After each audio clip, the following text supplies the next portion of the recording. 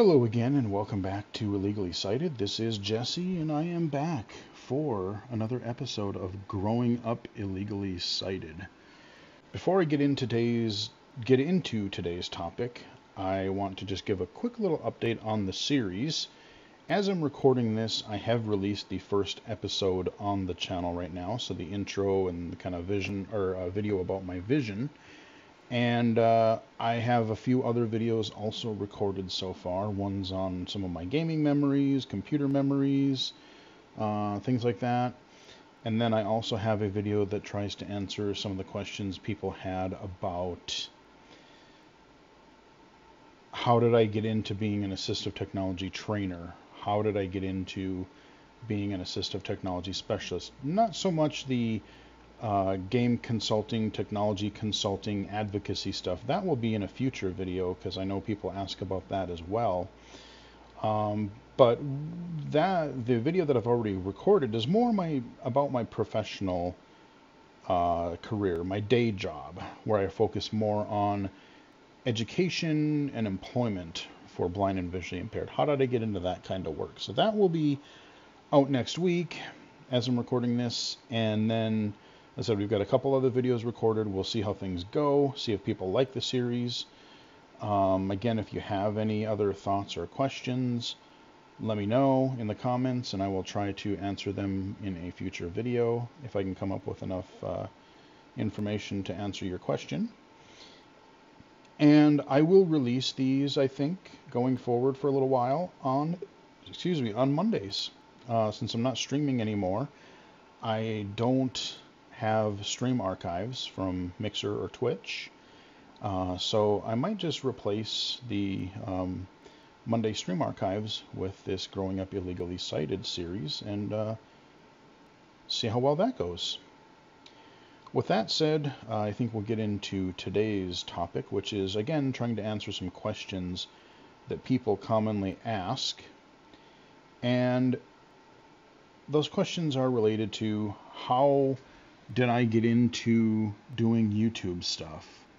How did I get into streaming? If I wanted to do that myself, how would I do it? What software do I use? How do I go about making videos? What's all involved in the process? And I kind of also got inspiration. I watched a recent video from James Rolfe, aka the Angry Video Game Nerd. And he did the recent video on how he writes some of his scripts for his AVGN episodes.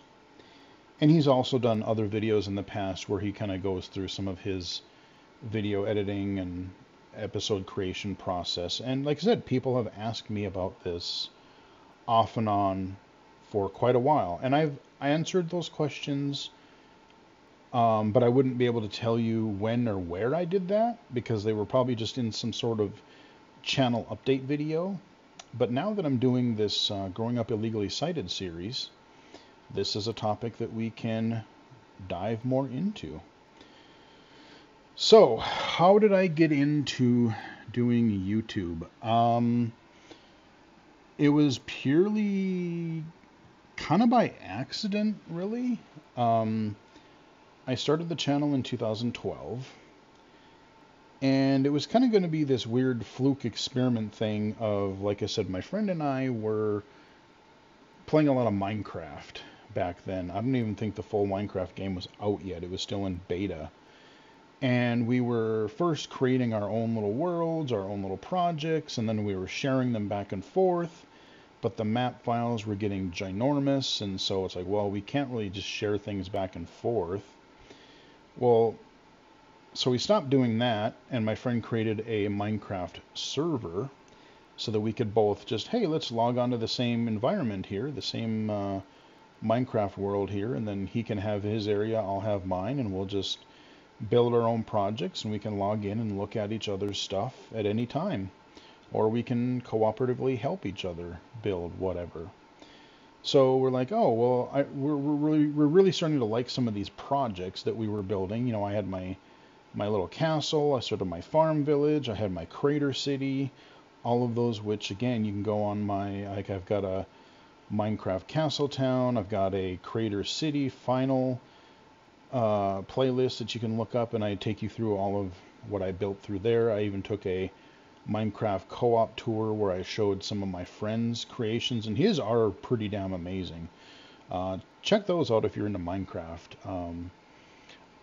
I know a lot of my projects are, just simple compared to what you might see out there, but hey, you know what? I enjoyed it. I'm proud of it. It was fun. So we started doing that, and then I'm like, well, everyone else is doing this YouTube thing, and I don't remember if it was like somebody else wanted to see our creations or our world or something. And so what we did was I had a little program called Fraps. No, I didn't. Yeah, I used Fraps in the beginning. And I tried recording a couple of Minecraft videos. I walked through my castle and uploaded those. And I'm like, well, that was kind of interesting. Let me try to put up a couple of other videos. And at the time, YouTube was really just starting to become a thing. Like, Let's Plays were becoming big. There was a lot of gaming content that was sort of becoming big. And I mean, Twitch was there. I don't remember when Justin TV became Twitch, but like I said, gaming content was being pretty huge, and I'm like, well, if I'm going to do this at all, what is going to set me aside from the gazillions of other YouTube channels out there? Well, I thought it was pretty obvious. At the time, there weren't that many blind or low vision or disabled creators out there, at least that I knew of. There maybe been a couple, but now, since then there's been loads of them, and it's great to see. But at the time, I really didn't know very many, if any. So I struggled to come up with a name, but I was using this illegally sighted term in real life just to kind of play with people, mess with people a little bit. And I'm like, you know what? I can't think of anything else. This illegally sighted term is kind of growing on me. So that's what I did. I said, you know what? We're just going to call this illegally sighted. And there we go. So I got the Minecraft videos up there. And then I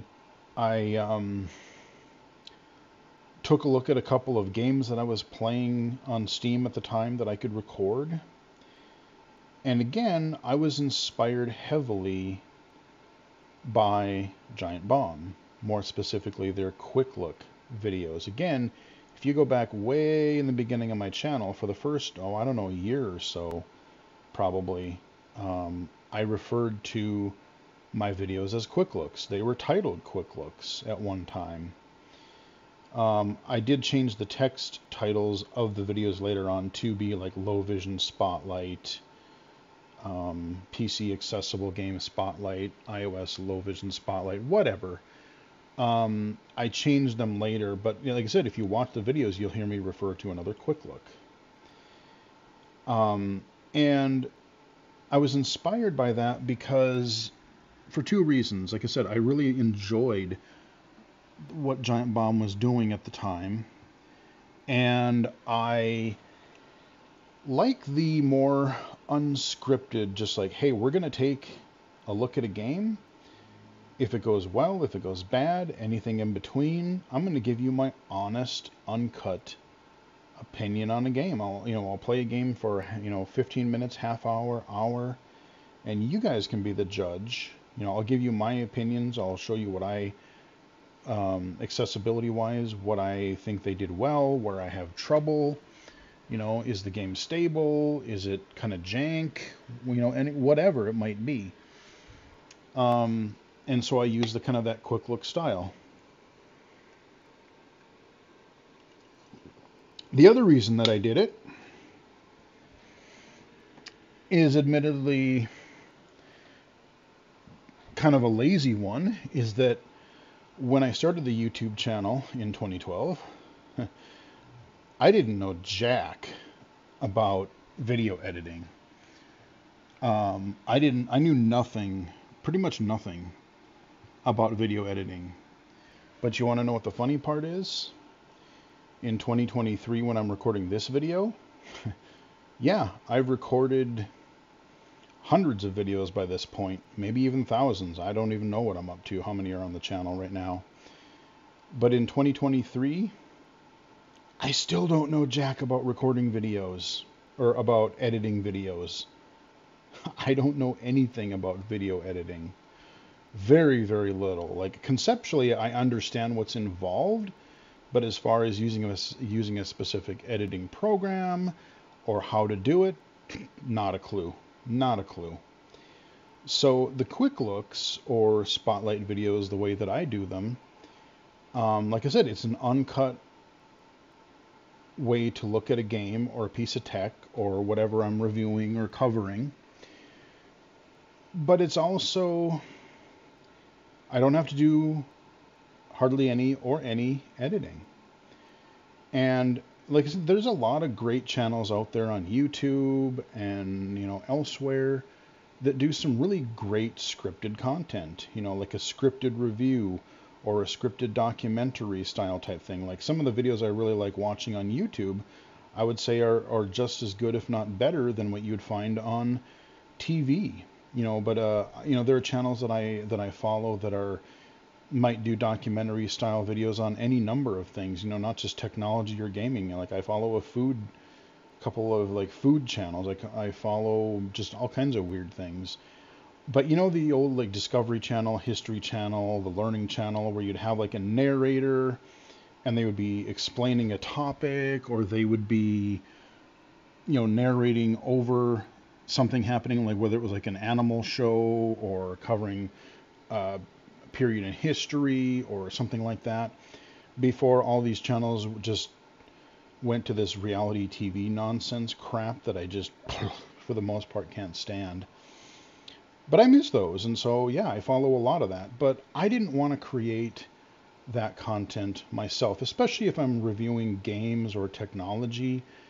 I've watched, they're not quite as bad as they used to be, but if you go back several years ago and you watch some of like the GameSpot or IGN reviews or other websites, it was like, I am going to record a video review, and first I am going to talk about the graphics. They are pretty good, but for this game, blah, blah, blah. And you could just tell that they were reading from a script, even if they were trying to sound more natural or conversational. You could just tell that they were reading from a script. And that's not really the way I wanted to roll. I just wanted to kind of tell things as it were, and yeah, uncut, boom, there we go. Inspiration from the quick look videos. So that's what I did. I did the Minecraft videos, I started doing the quick looks, eventually named those different categories of spotlight videos. I know a lot of people were when I first started the channel, I would say for the first 3, 4, 5+ years, the channel did nothing. A couple of friends knew about it. I would share it on Twitter. I really didn't have a Twitter following early on because I was still just kind of figuring things out, and I didn't really promote my videos on the channel. I was more using Twitter to be like, hey, I'm going to follow game companies. I'm going to follow assistive technology companies, and kind of use it as like a news feed. And then I eventually became more active on that, where I would post things, or I would retweet, or I would comment on things more, instead of just kind of being a passive observer. But the first, I would say, 5 years or so, 3, 4, 5+ years, I'm lucky if a video would get above 10 views. I thought it was cool if I got like, oh, I got 7 views on a video. That was like amazing. The channel really started to kind of take off, I would say, once I started covering iOS content, because when I started the channel, there wasn't really a way that I knew of to record iPhone or iPad footage. There was a very, very brief window. I think it had to have been like iOS 5 or 6. I think it was iOS 6 era, where there was like a 2-day period where you could download this app that would record your screen. Apple didn't allow those types of apps, but one snuck through and I happened to grab it during that time. And because I was able to grab it, I was able to natively record and then upload short iPhone videos, because I think you could only do up to 15 minutes with that app, or I don't remember, there was some reason that I couldn't do long videos with it. And I can't even remember what that app was called. You'd have to go back and look at my earliest my iOS app and game videos, because I recorded them very differently than I do now. Well, iOS 7 came and that broke everything, and the app didn't work anymore. It was no longer available on the store. That was gone. But because I was starting to cover some of these accessible iOS apps and games, people started discovering the channel. And originally I mainly covered like low vision games through Steam. But then eventually, I would find a few PC accessible games, whether they were through Steam or whether they were through like audiogames.net, or I would just hear about them somewhere, or I remembered them from way back when, and if I could still find them, I would grab them and do a video about them. That's kind of how things started. So like I said, things started out very, very slowly. Like I said, I was lucky to get over 10. I was lucky to get 5 views. I was dang lucky if I got 10 views on a video. I don't even know when I broke 100 subscribers. Hell, I don't remember when I broke 10 subscribers. Like I said, the first few years of the channel was just, I felt like I was creating videos in a vacuum. It was fun. I was learning things. I had a couple people that I knew that were following it, but that's about it. I would say probably around 2014, 15, 16 or so, somewhere in that three, we started getting a little more trickle, a few more subscribers, a few more views. And like I said, I don't remember when it really started taking off. I would have to go back under my events and updates and just kind of sift through, or just kind of look at my video history and be like, okay, when did I start getting more views, more subscribers? I think we're over 3,500 views right now. I forgot to even look how many we're up to right now. But it's still small. Definitely, it's still small compared to, what a lot of channels are these days. But you know what? I totally recognize that my channel is a very niche kind of thing. And the people that do follow it seem like they're pretty into it. And I've gotten good questions. I've gotten good feedback. I've gotten some really nice compliments from people. And like I said, it's especially since I don't do a lot of video editing, the way I record the videos and everything, most of it's really not that hard to do. And if I can help or entertain, or, if I can help or entertain people, sure, whatever. I find that I kind of enjoy this. So that's why the channel's still going after 10 years. As far as what I use, like I said, in the beginning, I started using a program called Fraps. That was kind of becoming the big thing. I think one of the first programs that I really learned about that made recording video footage, especially with recording like your video on your computer and then also your microphone at the same time. That was one of the first programs that I learned about that made that pretty easy, pretty straightforward. Fraps had its limitations though, because occasionally I would find games that just would not record. No matter what I did, no matter what I tried, they just wouldn't record. There was a game that I wanted to record forever, and I can't remember what it was. Eventually, I covered it using a different recorder. But yeah, there were a couple games early on that I wanted to record, and I just was not able to. Then I moved over to another program because Fraps was starting to give me problems. I can't even remember what the problems were. But there would be more games that weren't recording properly, and I was just starting to have some issues with Fraps. I think after one of their app updates or something, I was having issues. So I looked for another program, and I found a program called Bandicam. Excuse me. Bandicam. I still have access to it.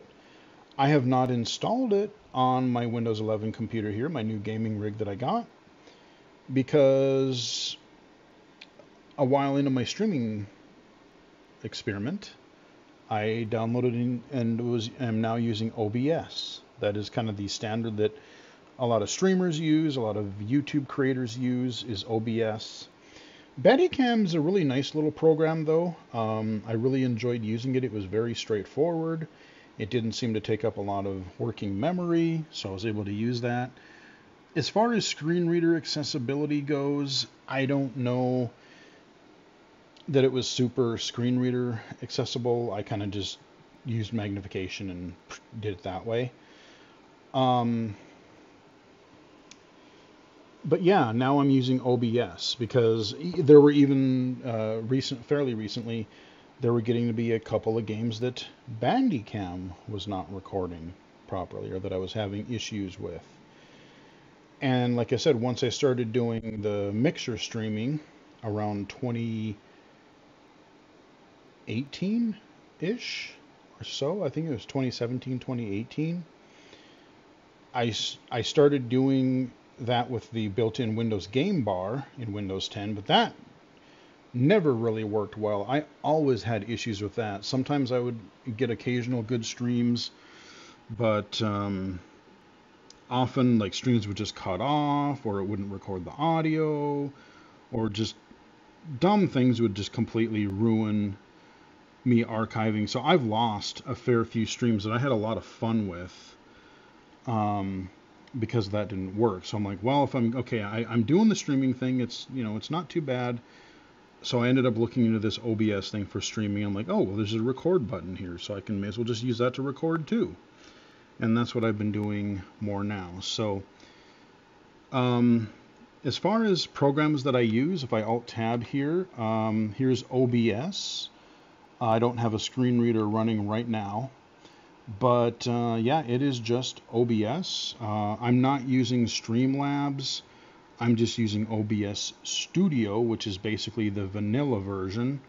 I never got into using all the weird like scenes and angles and emotes and weird obnoxious sound effects that people like to do. It's like, oh, you do something, somebody does something, and then there's like a weird annoying audio sound, and it's just, I never got into all that nonsense. I'm just going to stream a game, or I'm going to record a game, and that's what we're going to do. Personally, I don't really like being on camera. So on pretty much all of my videos, I don't think I've ever really been on camera. When I shoot some hardware review videos, you might see my hands or something. But I never really record where I'm showing my face. Now, in recent years, in the last couple of years, since 2019, 2020 or so, I've been on I've presented at the Game Accessibility Conference a couple of times. I've been on a couple of video podcasts a few times, done a couple of video interviews. So my face is actually starting to get out there in other ways. Like if you go into my interviews and podcasts and whatever playlist that I have, you'll see some videos that I link to from other YouTube channels where I am actually on camera. But for my stuff, I don't mind doing the talking thing. I've become pretty comfortable with that. So recording my audio is not really an issue, but the whole being on video thing, yeah, I've just never really gotten into it. Especially since, everything is so visual, and just, the moment, like, people, generally how YouTube comments or Twitter comments or just social media, internet comments in general are. There are plenty of other ways that people have criticized me or my channel or my content. I don't need to give them more ammo and, criticize the way I look or, whatever. So whatever. I've never been one to be in front of the camera despite doing tons of videos. And I want to focus on covering the game, the tech, the assistive technology, the tools, whatever it is that I'm, the nerdy toys that I have, the geeky stuff. That's the focus of the video, not me. So that's kind of been my approach. But yeah, so right now, if you're looking into getting into video recording or streaming, OBS is probably the way to go. It's free. You can get OBS Studio for free. I don't know about Streamlabs. I've heard that one may or may not be as accessible as the plain OBS Studio. I don't know about Streamlabs. Someone can probably leave a comment. But for what I want, for what I need, OBS Studio works fine. And that will give me the ability to, I can link that to my Twitch account if I want to stream something. If I want to record something, I basically just go under the app's settings and I can adjust any audio or video settings. I can, tell it the path. I can tell it where do I want to save my videos, and boom. That's really it. That's what I use. Now, if I'm recording iOS footage, that I use another program for. So I still use OBS or Bandicam, what I was using before, and that's what I use to record. But in order to do the mirroring, I use a program, and it is called Reflector. And the latest version as of this video is Reflector 4. I'm just going to open it real quick so you guys can see. It's a tiny little program, and you can directly record and do screenshots with it, but I've never used it for that purpose. I've just used it for mirroring. Basically what it does is Reflector turns your computer into it turns it into a Google Play or an AirPlay server. Now, I have never gotten Google, or not Google Play, Google Cast. I've never gotten an Android thing to work. Otherwise, I may have covered Android stuff too, but I've never gotten any of my older Samsung phone, or not Samsung, but any of my Android phones, or I've had a couple Android tablets over the years. I've never been able to get them to mirror, so I've really just stuck to iOS. But basically, you just turn it on, and then once you go to your phone or your iPad, whatever, you bring up your control center. You bring up your control center. And once you're in there, there's a mirroring button. You open that up, and you should see a little list of any mirroring devices that you can connect to, like an Apple TV, or in this case, whatever I've named my computer. So I can connect, I can just double tap, with VoiceOver, whatever, I can just double tap, and I want to say connect to my computer. Then on my computer, I will get a dialog that comes up in the middle of the screen, and it's nice, ginormous letters. It'll give me a 4-digit code that I can read. And then on my phone, after a couple seconds, I will get a little pop-up telling me to enter the code. So I enter the code that's on my screen onto my phone, wait a couple more seconds, boom, and then I am mirrored to my PC, and I have audio, I have video, and then I can use, because everything is going to my computer now, I can record iOS footage. So I can just, use Bandicam or use OBS right now. I could just use that, and as long as my phone is mirrored to my computer, I can record iOS footage. Now, when those numbers come up, when it pops up that code, I don't know that like a screen reader natively reads it, but I know with NVDA, if you do the screen OCR command, it does work, and it's pretty easy to do. So you'll just find a 4-digit number. If you arrow down a couple times, you'll get that 4-digit number, and then you just type that into your phone. And so, yeah, you can use screen OCR to do it. I have done this. I've tried it before, and it does work. But like I said, it comes up very large in the middle of the screen, so I just do it visually. But that's primarily how I record my videos. I can, with those two programs, OBS is free. The Reflector app, I want to say, is like $30, 20 or $30, and it's a one-time purchase.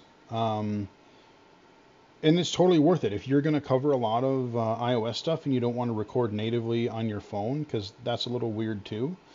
If you want to record to your computer, Reflector works great.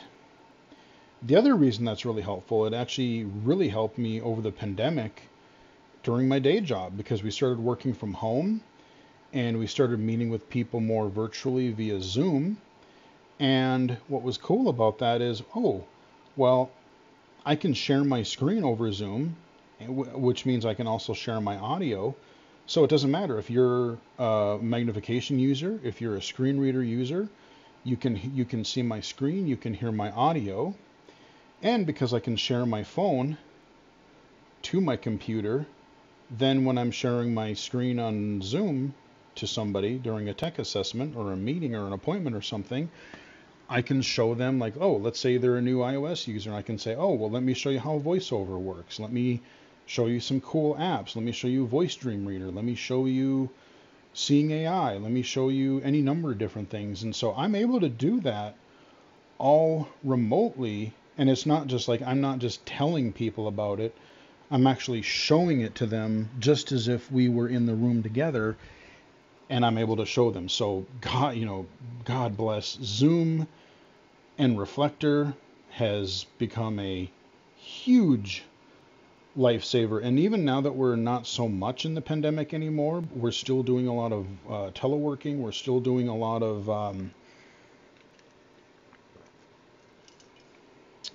we're doing some virtual meetings, because some we're doing in person, some we're doing virtually. It just depends on what the person needs.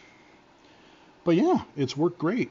The combination of Reflector and OBS, or Reflector and Zoom, it's been great. Now, the other thing that I do, just like I do with Reflector, I don't have a video capture card in my computer right now. So I have been able to, as I've updated my gaming consoles now, I'm able to use both the built-in Xbox app in Windows, to where I can stream my Xbox One or my Xbox Series S to my computer. And again, because I'm streaming it to my computer, then if I have OBS running in the background, I can record that too. And I will say Xbox streaming works pretty smoothly. I haven't done it in a little while, but as long as you are wired, your Xbox is wired, your computer is hardwired, there really doesn't seem to be too bad a latency. It actually runs pretty well. I was able to play some action-y type games where, you had to be pretty quick. you might notice a little bit of latency, but it really wasn't too bad. Now Sony, once I got my PS5, I started using the PlayStation Remote Play app. Actually, I was using it on the PS4 as well. Again, it's a similar concept, just like the Xbox. I download this PlayStation Remote Play app to my computer, do a little bit of kajiggering, do something on my console end, do something on my PC, and then I'm able to remotely control my PlayStation 4 or 5 from my PC. So I can stream that to my computer, and because I'm able to do that, again, I can record it. Now, the problem with the PlayStation Remote app is that it's usable, and if you're playing a kind of a slower paced game where lag doesn't really matter as much, it's not too bad. But you definitely notice the latency more when recording a PlayStation game or mirroring a PlayStation game to your computer. I remember trying to play, what was that game? The bike game, Riders Republic. I would always oversteer or understeer. It just didn't feel right. Even playing something like The Last of Us, trying to do a video for that, like, it worked okay, but you could just feel the lag. You could feel the latency. Like, especially if you were trying to aim, it was really hard to aim accurately. So it suffices for a basic video, but I would never want to stream that way or do anything long form that way. It works well enough to get through a spotlight video, but unless they improve it some more, it works, but it's not great. It's okay, but it could be better. So that's really the way I record my videos. That's the software that I use. I use OBS primarily, maybe a little Bandicam. I use Reflector 4 for mirroring my iOS, iPhone, iPad to my computer.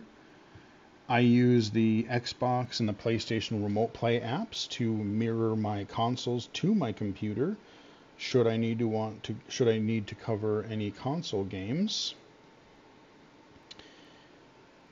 And that's kind of what I do. I'm able to capture most things from my PC. As far as the hardware reviews that I do, or the Geek Loot Spotlight videos where I'm showing you some cool swag that I got, like my cool little bunger on my computer tower up there. Did I ever do the... I think I did. I think I did the bunger video. I'll have to look. If I didn't, I meant to. But I think I did. I had to get a bunger plushie after I played that game. My only regret is I wish that there was like a little button you could press and it would just say all the little bunger things. Bunger, bunger, bunger. I wish it would do that because it's hilarious. It cracks me up every time.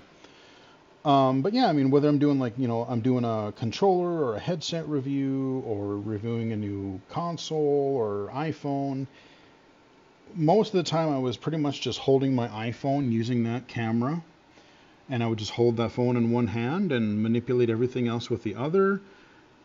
That did get a little bit cumbersome, so I did finally, a couple years ago, I invested in a cheapo tripod that I can put my phone into. And that has actually worked reasonably well. I've been able to cover a few recent hardware reviews like that, like my Analog Pocket. That was much easier because then I could actually play the games and not just kind of show you, hey, here's what it looks like, blah, blah, blah. I don't have to be holding my phone with one hand, and I can just actually play a little bit of a game and show you, or I can manipulate an object with two hands, which is a lot easier to do than trying to do everything one-handed. So, investing in even a cheap tripod, it doesn't have to be anything expensive. The thing is, you're gonna get a lot of different opinions, and some people are gonna tell you, you want to be as professional, you want to be as high tech, you want to invest in a $1,000 microphone and a $1,500 camera and whatever.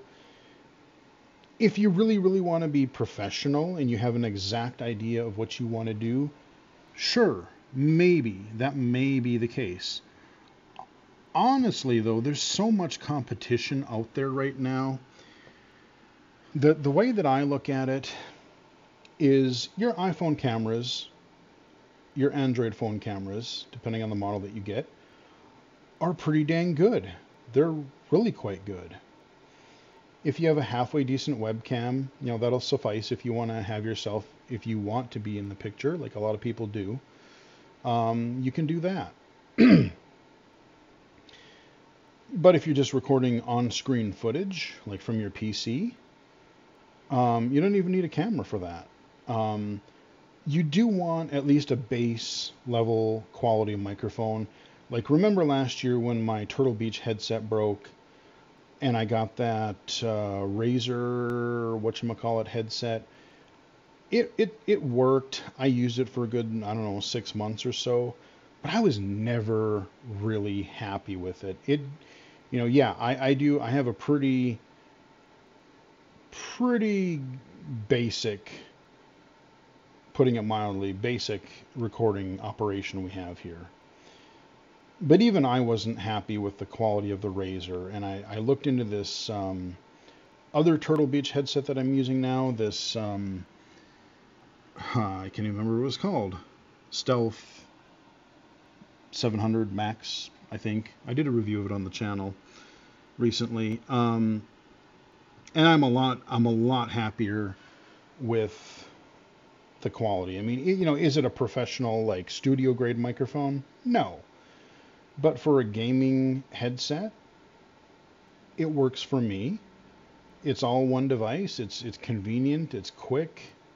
It sounds good enough for me for Zoom calls, for work Teams calls. It works for recording videos.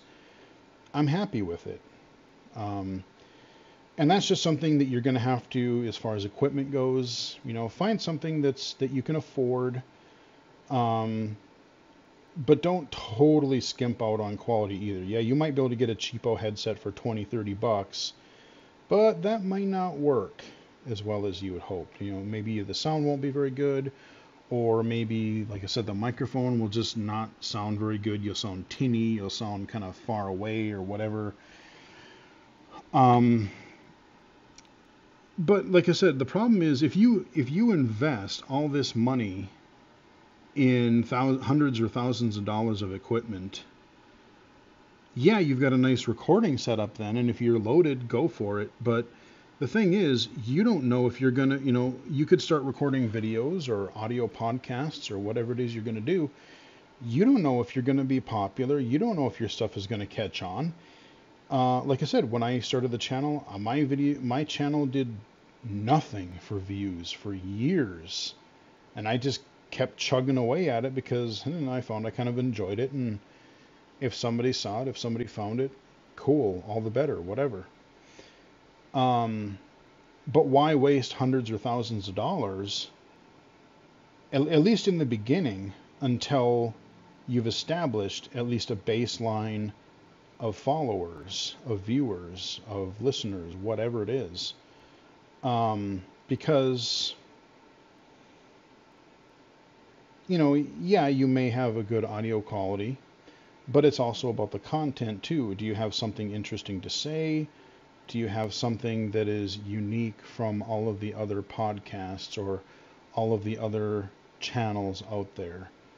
Why should I listen to you, or why should you listen to me? What can I offer? Again, that's why I wanted to, early on, if I was going to do this YouTube thing, what was going to separate me from the hundreds or thousands of other gaming channels even back then? And I sort of had this niche of, well, there probably aren't very many legally blind gamers. I mean, you still see regularly, blind people don't play games. People with disabilities shouldn't play games. I mean, look at all the accessibility discourse. You look at about like how, some people are like, oh, well, just get good, or just the games aren't made for you. Just don't play them. Don't. They're putting all this accessibility crap is wasting our development resources, and it's then we don't get our features we want. Blah blah blah. So there's still hostility toward that, but like that's something that I thought that it could differentiate my channel from all the rest, and then especially once we got to VR around 2015, 16, I forget. That was something really unique, and I still am probably one of the very few low vision, legally blind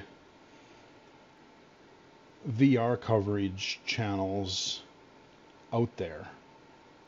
Because especially in the beginning, VR headsets were expensive. The computer that you needed to even run them was expensive. To this day, there really aren't many platforms. I won't say there aren't any, because even though I haven't tried it, the PlayStation 5, the PlayStation VR 2 is supposed to at least somewhat work with its the PlayStation 5 screen reader, so there is hope.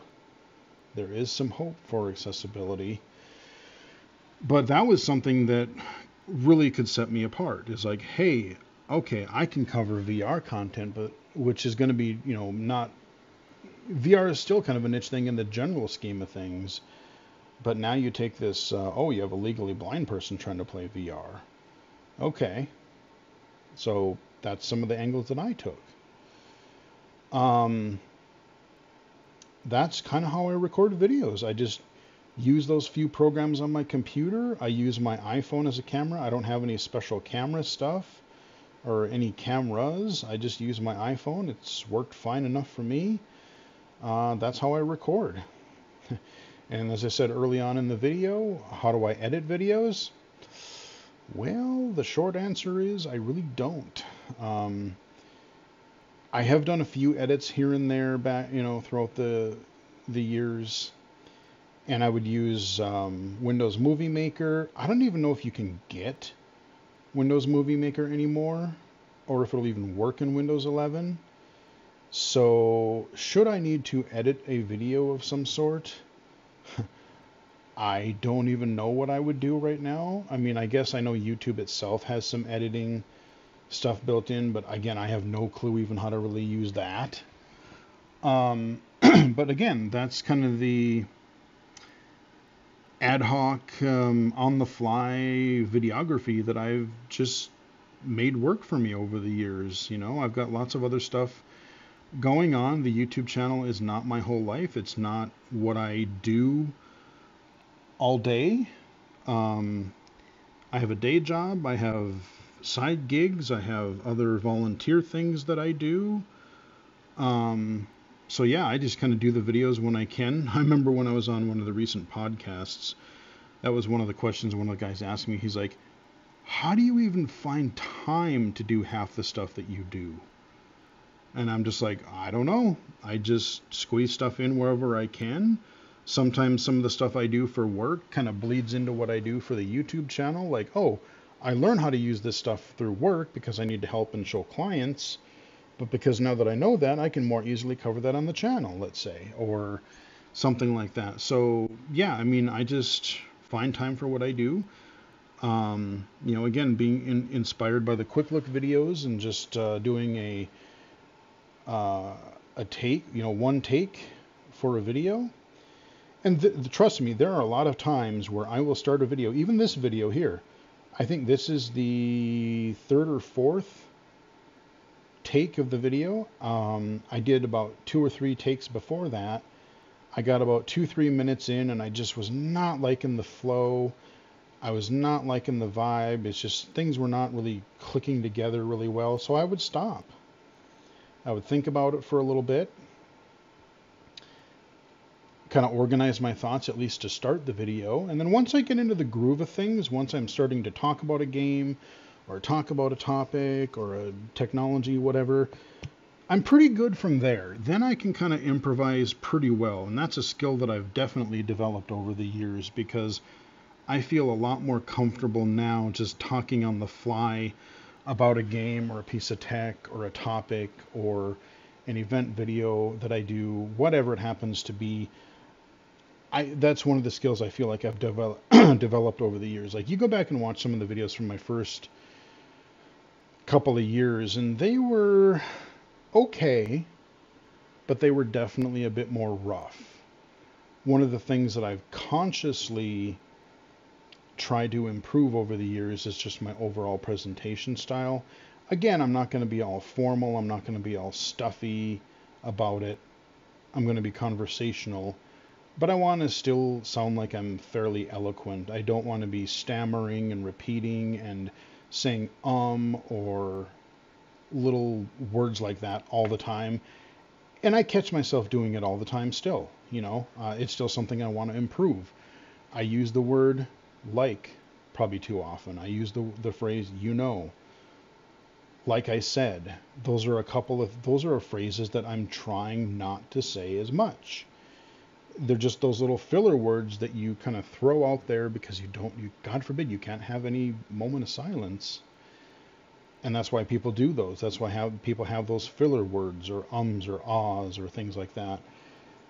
And I've noticed myself getting better the more I do videos. Actually, it's really funny because, believe it or not, the YouTube channel has really helped me professionally. I'm just doing this for fun. I'm not doing it professional. I mean, it's kind of become a side profession in a way. But like I said, I'm just doing it more for fun.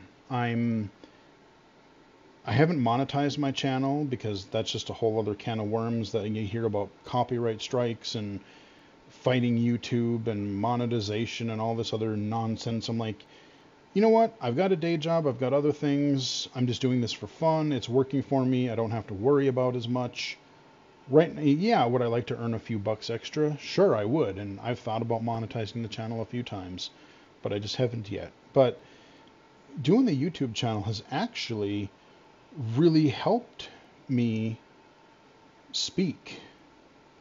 Whether it's doing a technology assessment through work, working with a client, whether it's speaking at the Game Accessibility Conference, ID24, doing podcast interviews. I've done Theory of a Blind Man. I've done the Aaron Spelker one a couple times. I've done, like I said, just go to that playlist where I do the interviews, podcasts, and presentations, or whatever it's called. I've been on a fair few. I've been on Blind for a while there. I was on Blind Abilities pretty regularly, that podcast. So just doing the YouTube channel, doing the tech assessments that I do when I have to talk and I have to explain things to people at work, both help each other out. Doing the assessments, try to explain something clearly to a client because they're going to be going to school, they're going to be going to work. They need something to be more independent. I need to be able to show them, oh, this is how I'm going to clearly show you how VoiceOver on the iPhone works, or I need to show you how Zoom Text or Windows Magnifier or something like that works. Like, that helps me because if I'm going to explain, like I said in the earlier video where I talked about becoming a technology trainer or technology specialist, you have to be able to explain that stuff clearly, because if you don't, it is going to be a lot harder, and you're going to for the student, and you're going to confuse them if you're jumping all over the place, if you're uncertain, if you're unsure of yourself.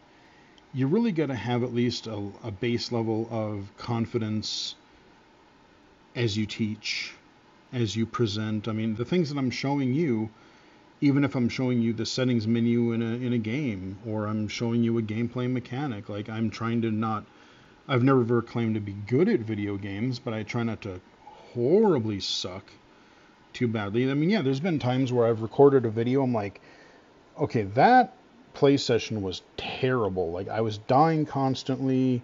Maybe I played a little bit more of the game since then.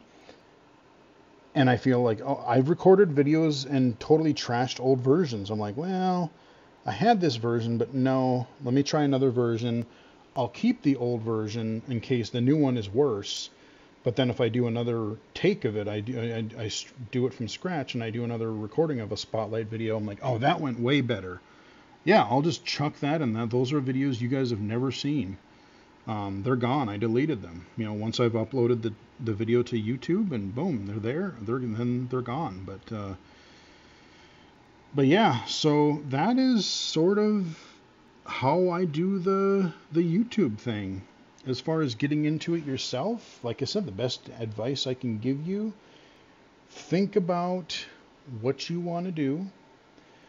Do you want to be an instructional channel? Do you want to be entertainment? Do you want to be a review channel? Do you want to talk about different, like let's say, I'm just using vision because it's on the top of my head. Do I want to talk about blindness issues? What it's like being blind? Do I want to talk about assistive technology? Do I want to talk about my favorite bands, my movies, games, whatever it is? You don't want to be too scattershot, especially in the beginning. I primarily focused on games. And then over time, as I grew a few more subscribers, a few more viewers, I would try different things over time. Okay, I was doing PC games. Well, now I figured out how to record iOS. Okay, well that follows through, because then I can show low vision games. I can show voiceover or audio accessible games. And then I started doing technology reviews because people wanted to see what the new iPhone was like, or maybe a couple pair of headsets that were good or whatever. And then I'm like, well, I just do something that would be interesting to me, show a few of the geeky things that I've collected over the years. Some of my, I got little car collection, the 80s cars. I've got my Optimus Prime, which if you have not watched the Optimus Prime video, watch that Geek Loot Spotlight, because that is my favorite. I will never own a cooler toy. It is going to be hard to top how cool that Optimus Prime is. It is so badass, dude. It is it's a robot that you can control with your voice. It transforms by itself. You can give it commands. It talks in Peter Cullen's voice. It's just, it's so good. But, so I started covering stuff like that.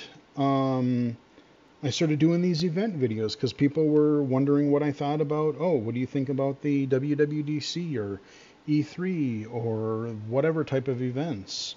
Maybe there's going to be some huge accessibility news, or there's going to be, any number of things. So it's just, you play to your strengths, you find what people kind of, you figure out what people generally tend to like. And you just try to improve from there. I've said this before, all of my low vision videos don't do near as well as my voiceover accessible games, my audio games. Because of course, blind, if you're totally blind, you're looking for something that you can play. And I get that. But it's just, yes, I'm legally blind, but I still, with the remaining vision that I do have, I still like to play a lot of games visually. And unfortunately, there are a lot more visual games than there are voiceover games or audio games.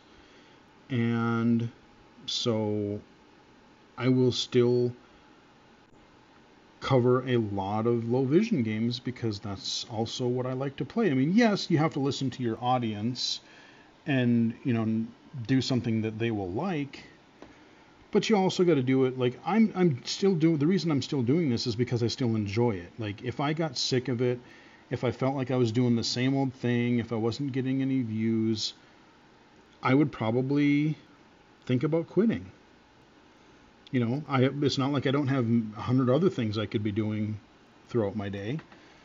But I feel like I'm still helping people enough. I feel like I'm still maybe entertaining people enough. I'm still being able to show assistive technology, games, devices, just giving just general advice in a video series like this. You know, we're going to talk about employment and education. We're going to talk about how I got into consulting in future episodes. So I don't know, I'm just trying to find what works, and that's what I do. And while I don't do any video editing, the one thing that I will do if I'm doing a really serious topic or if I'm covering a lot of information, think about my E3 videos. Think about my end of year wrap-up videos. There is way too much to cover off the top of my head. You know, I've tried a couple of like E3 or State of Play or Nintendo Director, those types of events. I've tried to do a couple of those, just winging it off the top of my head. And I do okay, but there's definitely things I forget. Especially if it's a really packed show or event. So even though I don't really edit videos, what I will do is I will prep for some videos. And sometimes, like I said, the end of year videos, especially some of your bigger event videos, I will write in I'll just take basically a notepad, and I will write a list of games or things I want to talk about. I will write that up, put it in some sort of a order that makes sense, and then I will email it to myself. I will open it on my phone so that when I am recording on my computer here, I can just look off to the side and, you know, look at the list of games, and I can say, oh, okay, the next game I'm going to talk about is this, or the next topic or item I'm going to talk about is this. So yeah, for some videos I do some prep work, and I do take some notes down so I can try to, again, especially since I'm not really doing editing, I want to appear semi-coherent at the very least. But that is, yeah, I mean, that's really about all there is. I don't have any real set advice as far as like how you get into editing. I don't have any video editing advice because, like I said, I don't really edit videos. In fact, I'm going to be needing to look for a simple video editor for Windows 11 that if I ever do need to edit a video, I'm going to have to figure that out sometime, because I don't know if Windows Movie Maker works anymore. But there you go. Hopefully that answered some of your guys' questions about how I got into YouTube, how I record videos, what equipment I use, what, you know, just kind of my philosophy on how I go about doing things, why I record the videos the way I do, you know, the kind of one take kind of a thing. Part of it is I like the style, part of it is, yeah, there's a laziness factor, I admit it. But, you know, there you go. That's what it is. So hopefully you found this video helpful, and give it a like if you did. Follow me on Twitter at BGFH79, twitch.tv/IllegallySighted, IllegallySighted.com, and right here on YouTube. Until next time, I will chat with everybody again later.